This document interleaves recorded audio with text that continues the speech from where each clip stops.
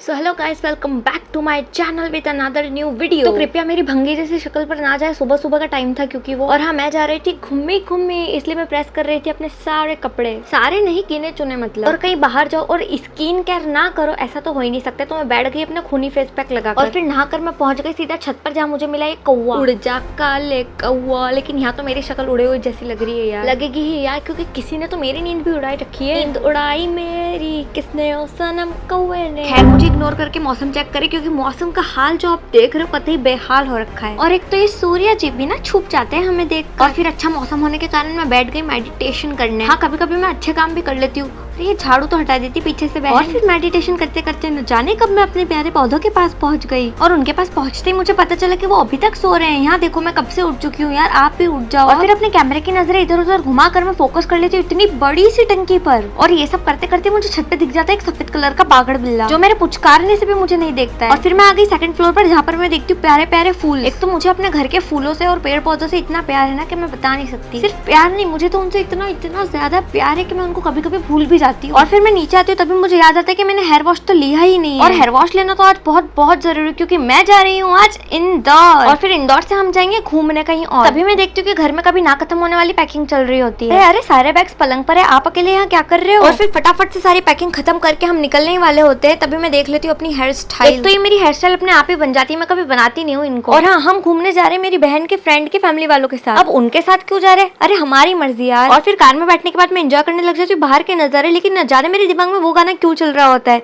Feeling मेरा दिल। बस बस दूसरों के कानों से खून नहीं निकालना है। और यहाँ मैं खुद का वीडियो शूट करते हुए कि हाँ हाँ मैं यही हूँ। और एक बात तो मैं कहना ही भूल गई कि ये हमारी खार है और ये हम है और ये हमारी फाड़ी हो रही है। और इतनी सारी बातों में एक बात तो मैं कहना अभी भी भूल गई। और वो बात ये है कि जो मैंने चैलेंज लिया था ना हाँ हाँ सही पकड़े, नकली खांसी थी। तो वो जो मैंने चैलेंज लिया था ना, वो मुझे किसी रीजन से छोड़ना पड़ा था। हाँ, मैं वही लड़की हूँ जो अपने चैलेंजेस छोड़ देती है। अब किसी को तो अलग होना पड़े ना, सब चैलेंज लेते और पूरा करते, लेकिन मैं नहीं करती हूँ। मैं ऐसे ही हूँ, अब मैं इतनी ऐसी हूँ, मैं क्या करूँ? और फिर इतनी देर तक कार में बैठने के बाद मुझे आ जाती बहुत जोर से टॉयलेट। एक वही तो है जो बिना बुलाए आ जाती है, वरना आजकल तो बुलाने पे भी कोई नहीं आता है। और फिर 5 मिनट का स्टॉप लेने के बाद हमारी कार वापस ही चलने लग जाती है। और ये मेरी बहन बीच में अपना हाथ दिखाते हुए। और फिर हम रुकते हैं एक मस्त सी जगह पर, टी स्टॉल कह सकते हैं, क्योंकि चाय पीने के लिए रुकते हैं हम वहाँ। और वहाँ मैं देखती हूँ इतने सारे प्यारे प्यारे पेड़ पौधे, और उनके साथ मुझे दिख जाते 3-4 बड़े बड़े खतरनाक चूहे। और वहीं मुझे दिख जाता है हाइब्रिड हिबिस्कस, जो इतना ब्यूटीफुल हो रहा होता है, और लेकिन उसके अंदर बहुत बहुत सारी चींटियां हो रखी होती है। और इस बात से अनजान होते हुए मैं वो फूलों को अपने बालों में लगा लेती हूँ। और तभी मेरी मम्मी मुझ पर नोटिस करती है 5, 6, 7, 8, 9, 10 चींटियां ही चींटियां चढ़ जाती है मेरे पे। तभी ये सारा काम फालतू का पता कर मैं देखती हूँ कि अभी तक हमारी चाय नहीं रेडी हुई है।